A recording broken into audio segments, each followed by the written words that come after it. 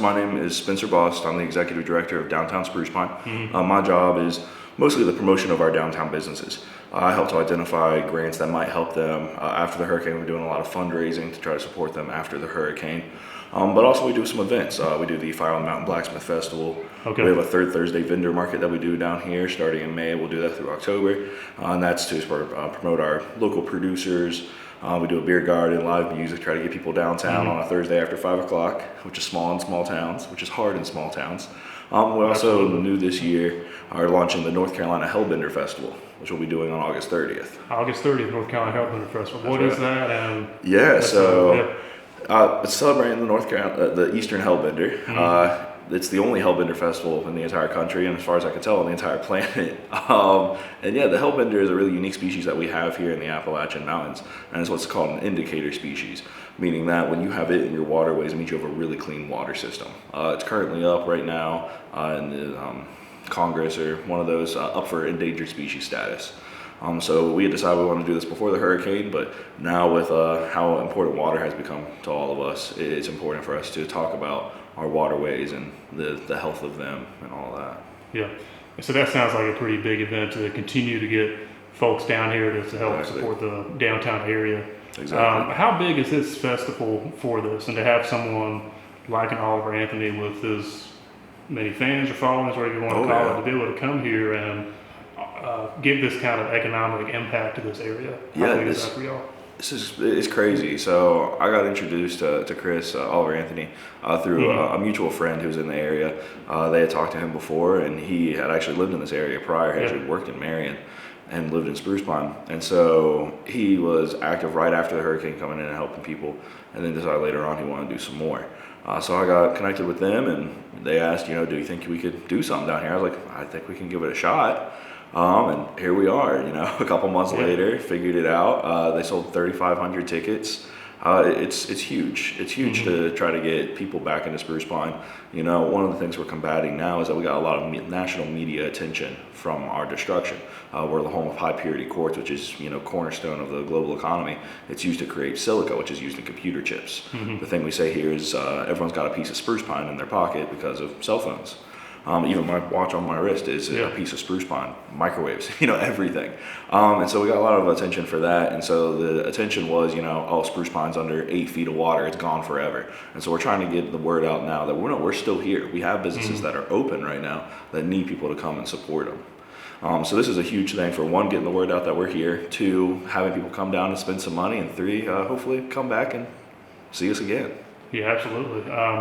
And I think it's kind of interesting. I don't know if every festival down here in Spruce Pine is like this, but to hold this particular event along the street that was most impacted by the storm, how big is that to help maybe spread some awareness about the different people that were impacted in the rebuilding that is still continuing? Absolutely.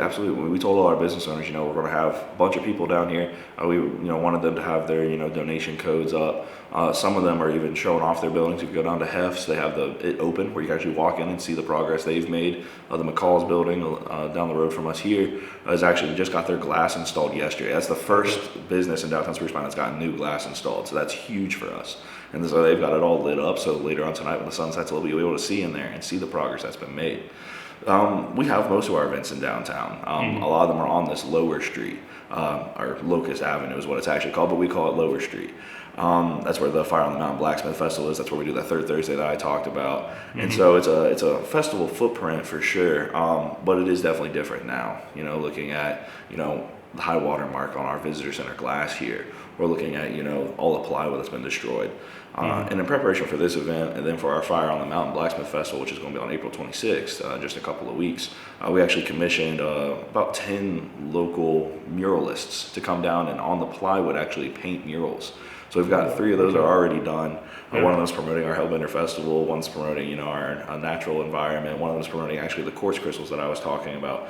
And so we've got all these getting set up to show that Spruce Pine is still loved and cared for, and that we're still here. That's such a neat idea, because my next question was going to be just kind of what is the timeline y'all are looking at to get a lot of these businesses open. But in the meantime, maybe instead of having all these people come from different places to a downtown area that is boarded up with plywood, but in the meantime, you guys are turning that into an art project. Yeah, exactly. That's really neat.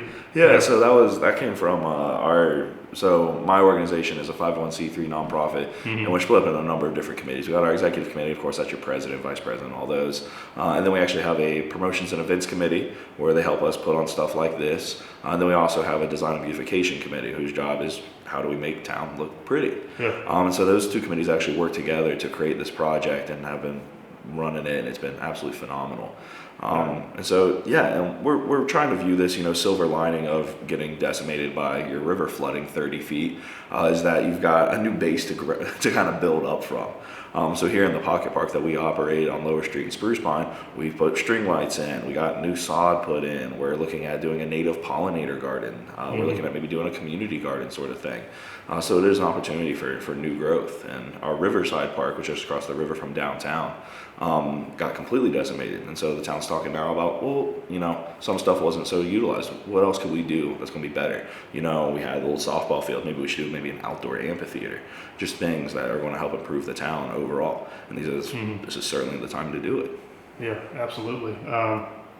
Now, what is, I guess, some of the, do you know off the top of your head, like approximately how many businesses y'all are looking at having reopen here at some point, or at least how many businesses were impacted that are currently recovering? Yeah, so we had about 20 businesses that were impacted on Lower Street. A handful of those have decided they're not going to return. One of the business owners actually lost everything and then unfortunately died from cancer a couple weeks later. So we've had a hard go of it for a lot of our business owners, and some of them aren't going to come back. But the kind of good news looking at downtown Spruce Pine as a whole is that as of right now, I've only have 2 available spots for rent. Anything that was available has already been taken up. So if anyone wants to open a business in downtown Spruce Pine, now's the time, because I don't know how long those 2 are going to be left. So we're definitely coming back. We're coming back stronger, and it's a good time to be in Spruce Pine. Now, just outside of the storm itself, what are some of the challenges for trying to maintain a strong downtown area in some of these rural communities? Because I think, like I mentioned to you before, I know some of the folks down in Lenore, and I know many of the factors that are associated with that specific downtown area being a challenging place to open and maintain a business. What are some of those things maybe that you see in Spruce Pine? Because that's something that's going on in these rural communities across the country. Absolutely. Yeah. Being a rural community, Spruce Pine is only 2,200 people. Mitchell County's 15,000. Yeah. And so we're tiny. Yeah. We're tiny. And actually, since the hurricane, we actually have the highest unemployment rate in the entire state, whereas it's about 8% some change right now, which is just not good. And then on top of that, the median household income in Mitchell County is just below 60,000. So you've got, not a lot of people making money. So looking at, numbers of population and, income, it makes not a lot of sense to open a business in Spruce Pine. But what we have is a growing tourism economy. We've got the Roan Mountain, which is like literally the backyard of Mitchell County. That's our northern border, is actually the Appalachian Trail. Yeah. And then our southern border is the Blue Ridge Parkway. The exit at the North Carolina Minerals Museum actually saw about 300,000 cars on it each year. So we are definitely a tourism economy. The thing that I tell, locals and people who want to know more about, what the value of our tourism economy is that Spruce Pine has more restaurants per capita than San Francisco. A town of 2,200 people is not going to support the 32 restaurants we have in Spruce Pine. But with a tourism economy, you get there's pros and cons. The pros are, you get people coming into your downtown businesses spending money, and it's money that's from outside. So when you look at tourism, and especially money that's spent downtown, there's something called a tourism multiplier effect, where dollars coming in is then multiplied within the community. Like if you shop at a coffee shop downtown, they're going to buy their cups from maybe a local supplier, or they're going to take the money from their wages and go shop at a local store, or go to a local restaurant. So that money stays in the community longer. So outside money coming in is always a good thing.